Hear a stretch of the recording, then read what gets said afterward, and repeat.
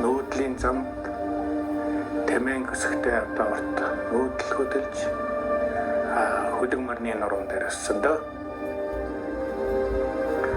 Тэгээ ер нь одоо нүүдэлчин амьдрал бол байгаль дэлхийтэйгээ хамгийн ойрхон.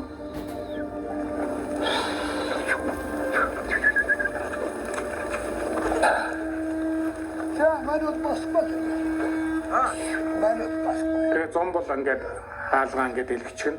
Тэгээ гадна талд энэ дөрвөлжин одоо хүрээний дотор уран зургийн үзэж байгаа юм шиг одоо шинэ.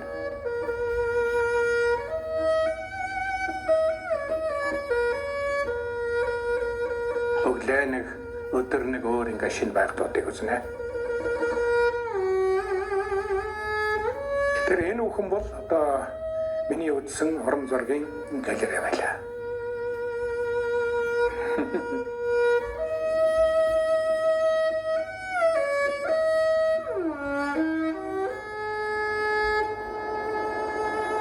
In Mongolia, there's always the wind.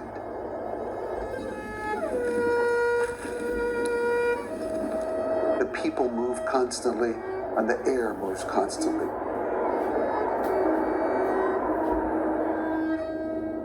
When you're crossing the steppe, you can go for hours or sometimes days without seeing a human habitation.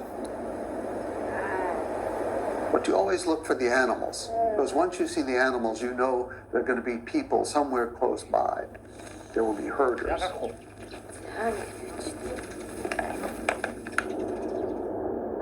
In Mongolia, you don't have to ask permission, you just come. As you approach the ger, you stop your horse or your vehicle a little bit far from the house, from the ger, just so that they have a little more time to prepare for you, and you walk up slowly. You go and sit on the west side of the ger. The ger is filled with everything the family owns. It has a strong smell of wool and mutton meat and fermented horse milk.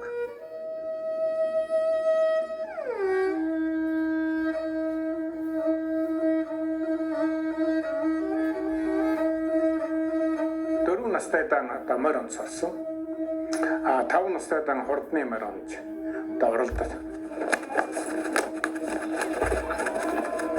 За тэгээ одоо ингэж хурдан морь он гэдэг бол одоо хөдөөний нүүдэлчин хөөхтийн одоо мориуд.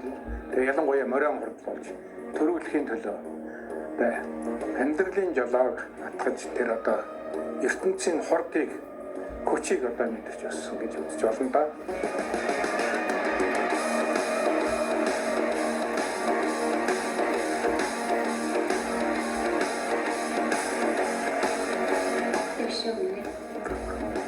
Царайлаг. Манахтаас үүдээ ингээд хоёр хөл дээрээ унаас орчтой.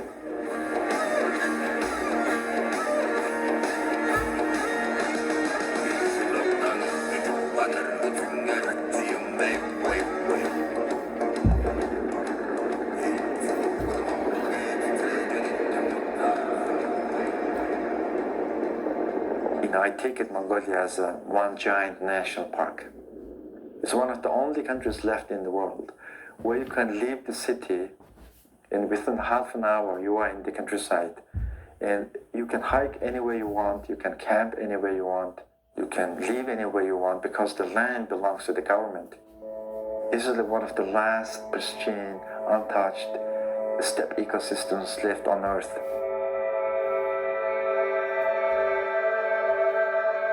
It's one of the few places in the world where the nomadic lifestyle still reigns, and nearly 30% of Mongolians live pastoral livelihoods.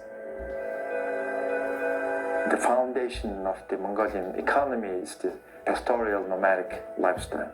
And that's what Mongolians are as an identity.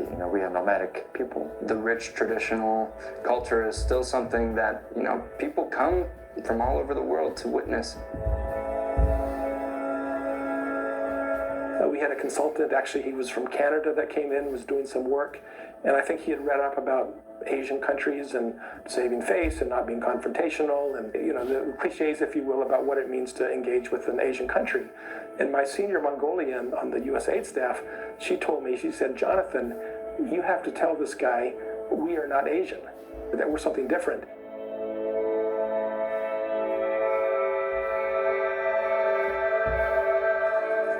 Mongolia today seems to me a very modern society on the surface, but just below the surface there is a feeling of great antiquity and a tremendous respect for the history and the traditional culture.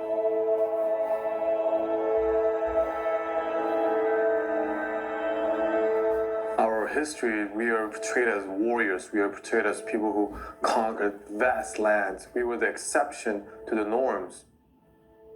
The name of Mongols came in the 13th century with Genghis Khan, but after that time it has been 800 years and we have been up and down, and we were part of Manchu Qing dynasty, and then we have been 70 years of communism, and generally in communism they negate the achievement in the 13th century, and saying the name of Genghis Khan was taboo. Personally in my life, Genghis Khan didn't matter till 1990. Because it was prohibited to talk about him.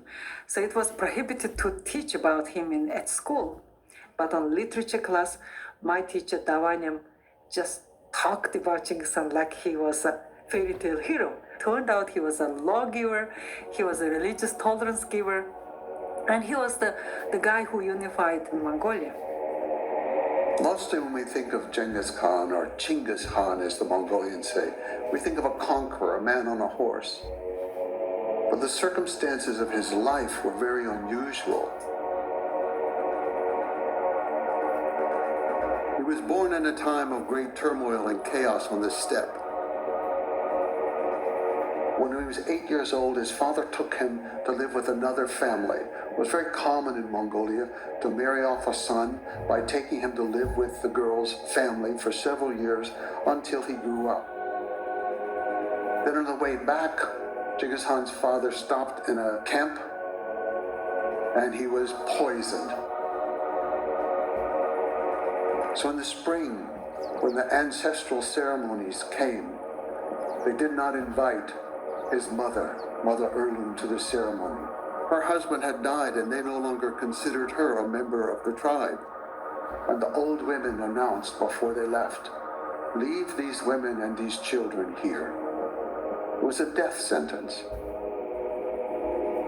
Somehow they survived, but they were outcasts in an isolated family with very few friends. He had to teach himself how to hunt. He had to teach himself how to live on the mountain. He had to teach himself how to grow